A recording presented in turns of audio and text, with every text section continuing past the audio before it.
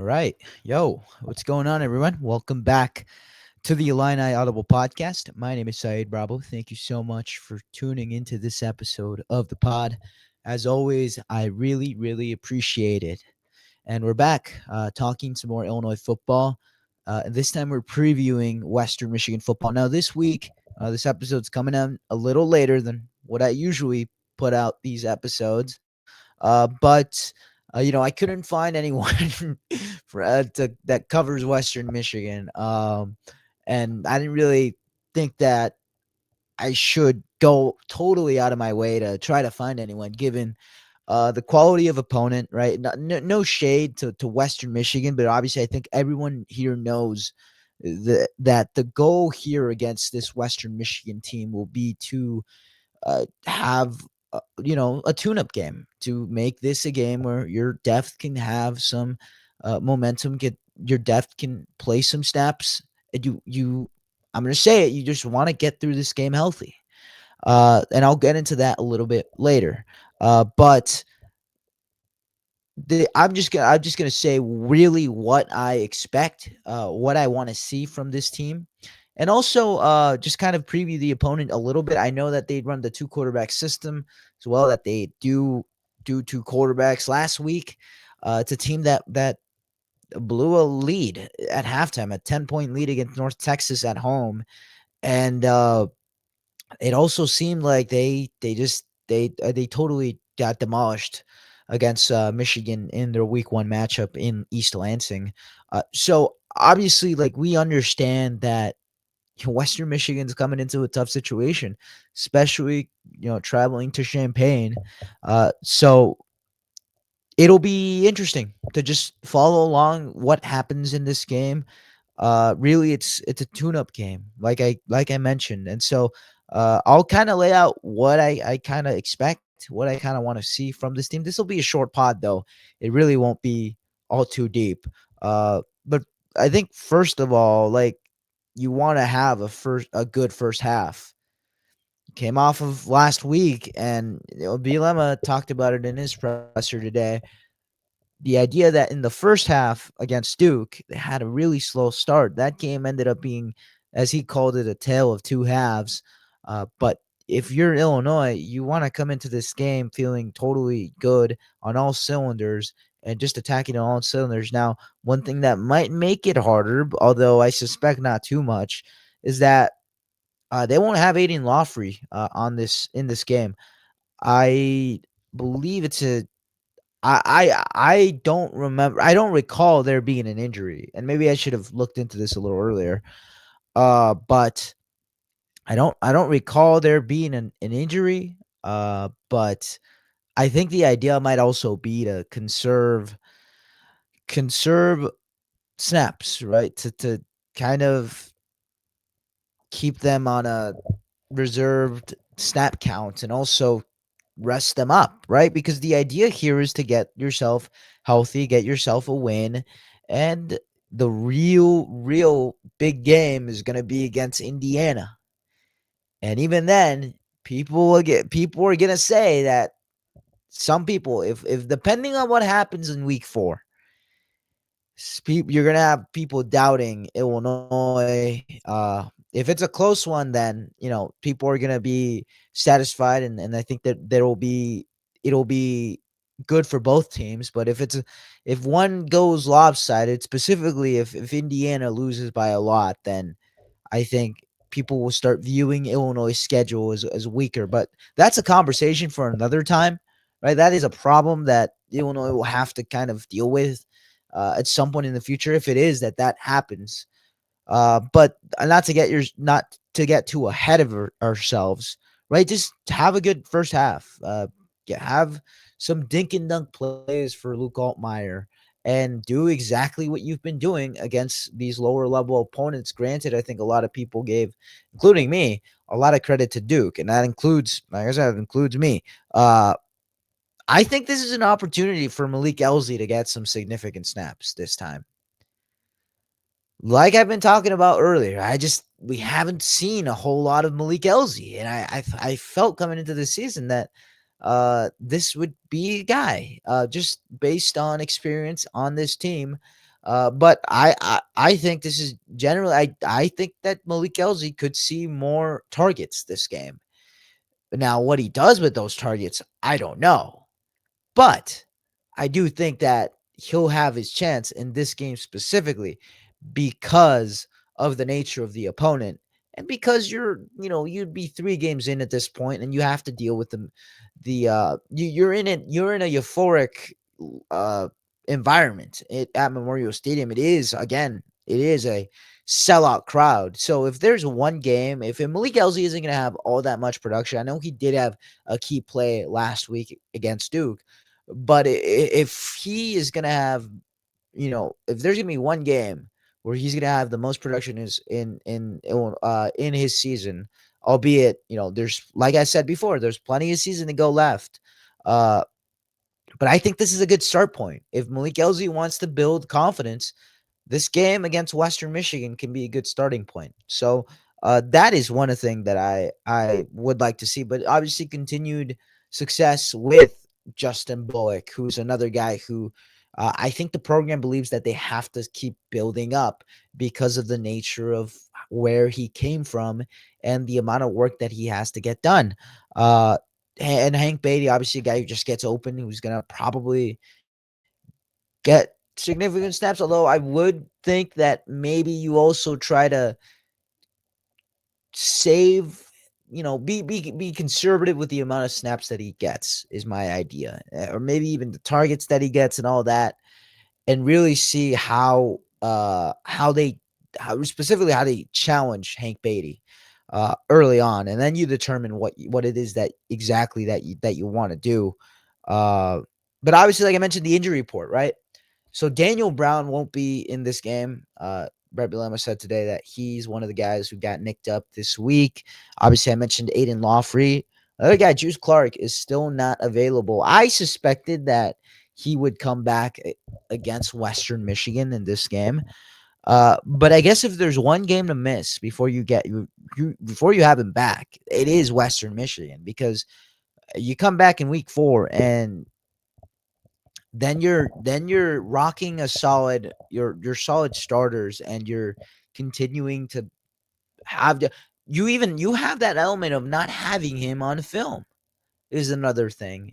Indiana would have to look at last year's film, I would imagine, and that sort of thing. And I would understand how it kind of shifts the dynamic. For now, what they've been doing is that they've been putting Xavier Scott at corner, and that's been one of the or Xavier Scott in the outside corner, and it's been one of the things that it was a suggestion by Brett Bielema, and Aaron Henry said, "Hey, yeah, why not?"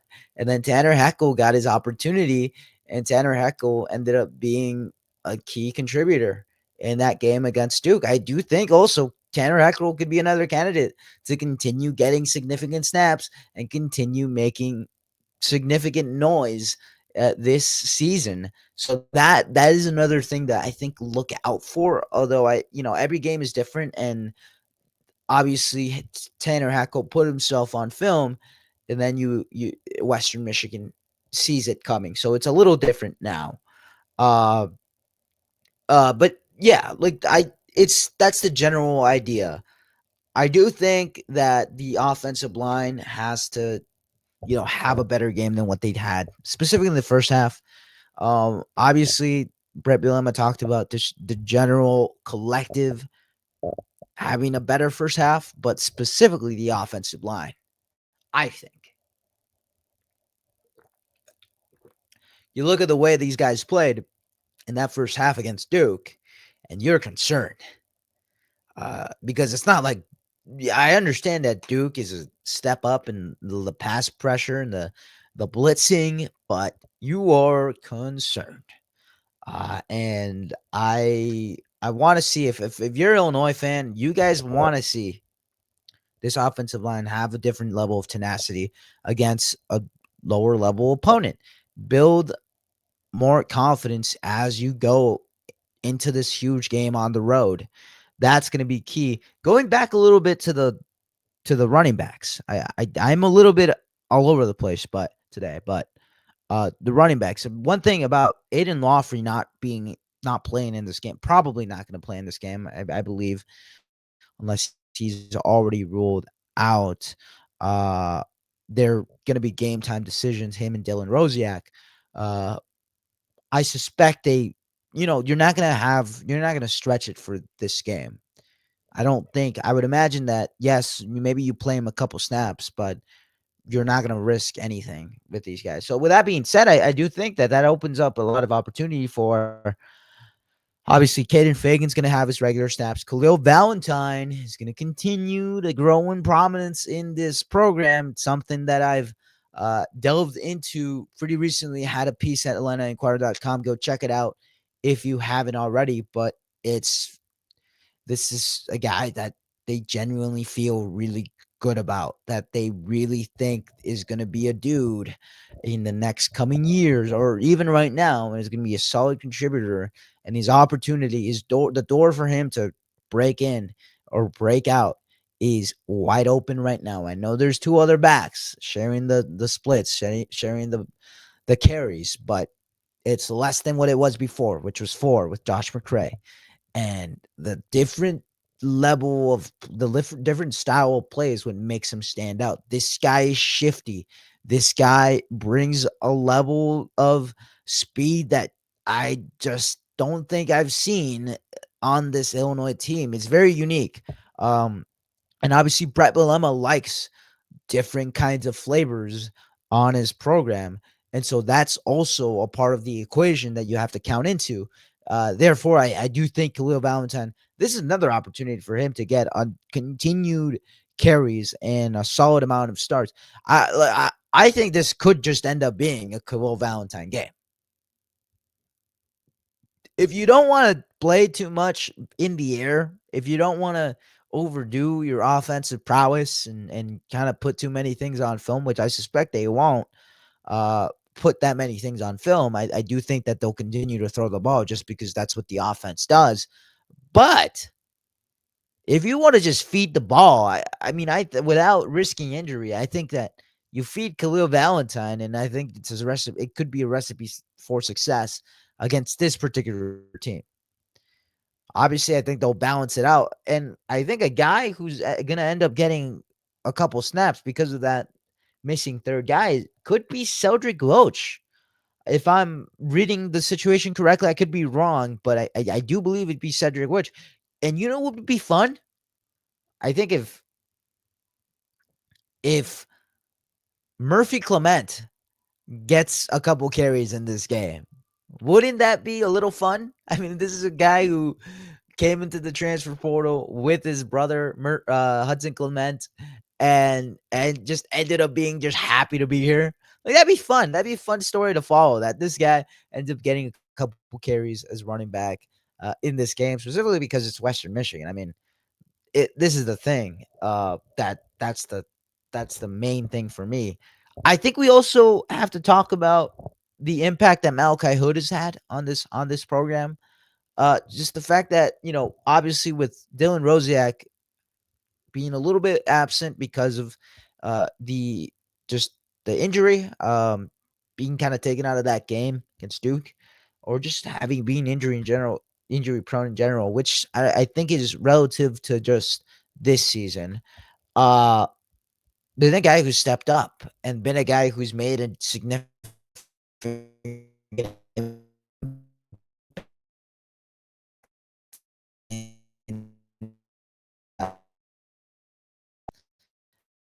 as a linebacker.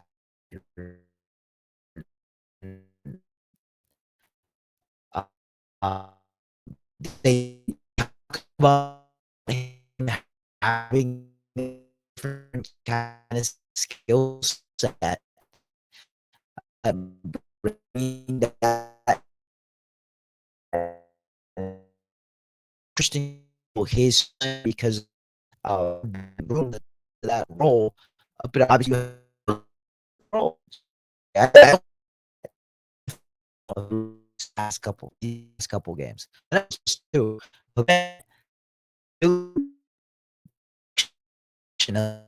you look at how many snaps he's had.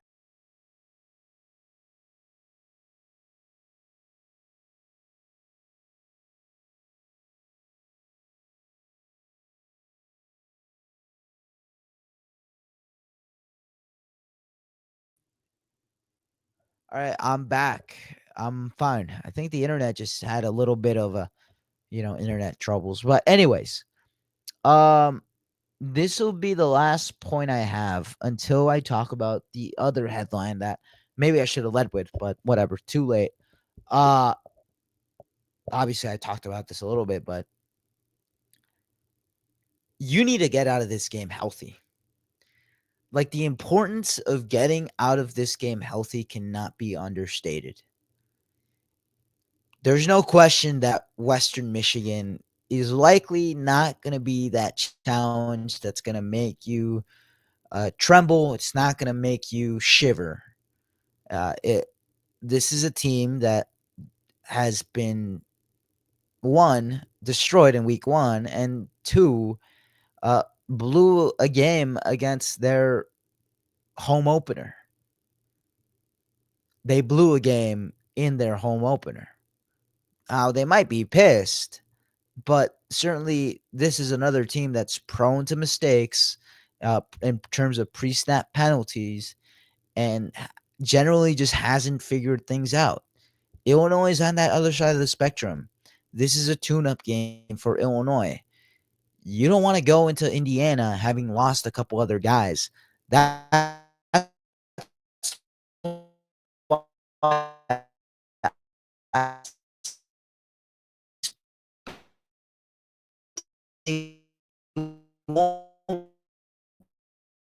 Dylan Rose Jack.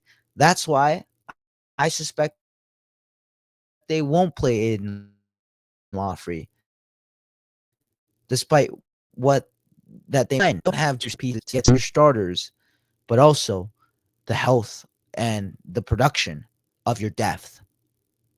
I know it's not the hottest take in the world, but I just think it's super important to talk about. And so we'll see what it ends up looking like. I suspect it'll be incredibly lopsided, especially because it's a home game and it's a sellout crowd. And, you know, there, I guess for the side of Illinois, there will be some fireworks in terms of how many touchdowns they might score. But just we don't have to overreact over this game. It's just another middling game that they're going to have to win.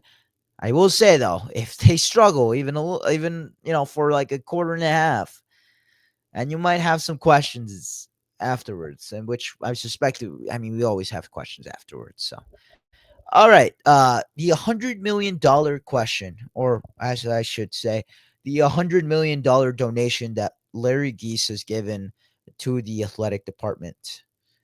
Yeah, that's a massive, significant amount of money that has just been given to this Illinois football program slash the Memorial Stadium slash Illinois Athletics.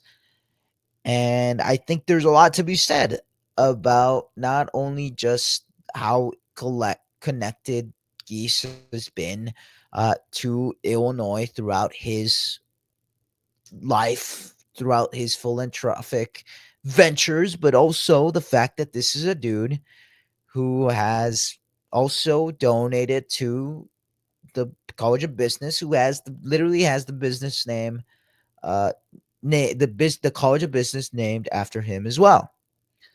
I don't think I personally, obviously, like you, I would suspect. I think there's, you guys could be annoyed with the idea of renaming a little, even a little bit, the idea of adding Geese, attaching the name Geese to Memorial Stadium, with the whole idea that this was a stadium that's supposed to commemorate the students who went and fought in World War I. Well, I do think that there's some value in that. In the end, I like listen. It's a modern college game is contingent on money, and yeah, they told us that Josh Whitman has had a. Oh, so two things. Josh Whitman has had a relationship, but not only Josh Whitman, but the athletic department has had a ongoing relationship with Larry Geese. But not only that, this whole kind of thing in terms of when it became, I don't want to use the word, but I think I'm going to use it, the whole interchangeable nature of or the whole transactional nature between these two parties started in 2021, is what they tell us. And that Larry Geese, eventually wanted to donate a significant amount of money, and I guess the price tag will ended up being Memorial Stadium, but in large part, Geese says that it's because he lost his father and he wants to honor his father, who was also an Army veteran.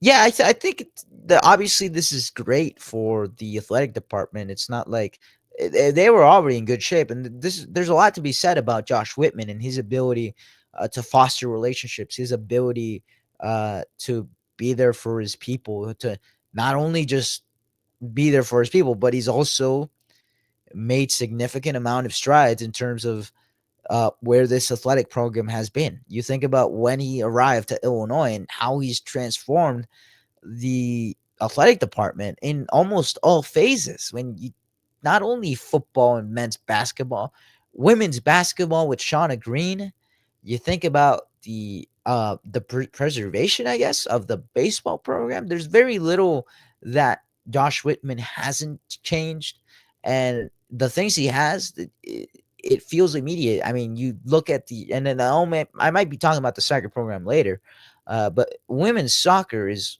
playing right now 7-0 against undefeated against a non-conference competition. I know this is a football podcast, but 7-0 against a non-conference competition, and obviously still a lot to prove for that program.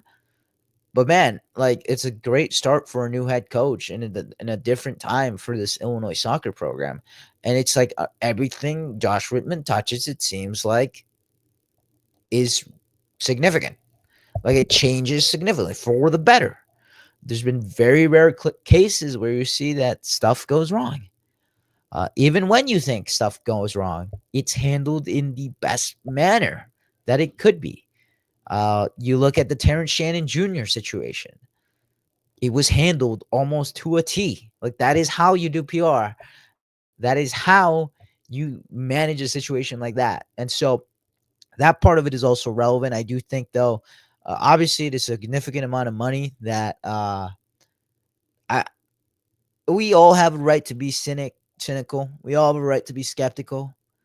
I don't like to be bitter about, I mean, it's money for the department of the department of the athletic department. I think in the end, I think a lot of people would argue there's a lot of things that you could do with $100 million, like cancer research, stuff like that, more philanthropy. But this is the way that this guy wants to spend his money, so be it. And Illinois is going to capitalize on it. That's simply how it is.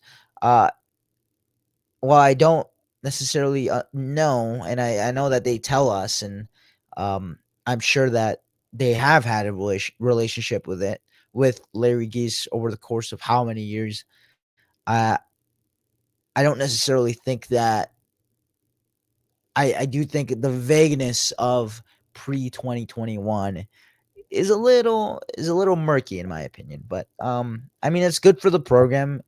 It'll be good for just the Illinois brand in general. And so that for them, kudos to them for being able to capitalize that on that relationship.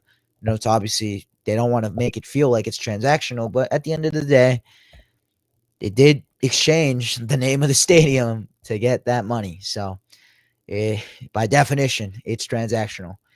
But I think that'll wrap it up. So, short pod today. Just wanted to chat about my expectations going into Western Michigan game this Saturday. It should be fun. It's a night game, sold out. Looking forward to the environment. Looking forward to watching the game itself, and then looking forward to the observations afterwards and all of that. So, with that being said, thank you so much for tuning into this episode of the pod. I really, really appreciate it. Subscribe, rate, review, please. It helps out. So please subscribe, rate, review if you can. And I'll see you guys on the next one. Peace.